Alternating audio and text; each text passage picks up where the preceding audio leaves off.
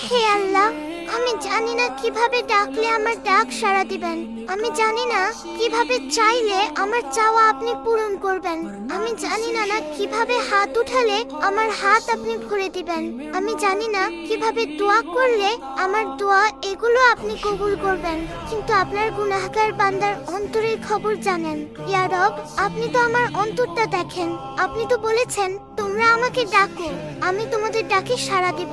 তোমরা আমার কাছে চাও, আমি তোমাদের চাওয়া পূরণ করব।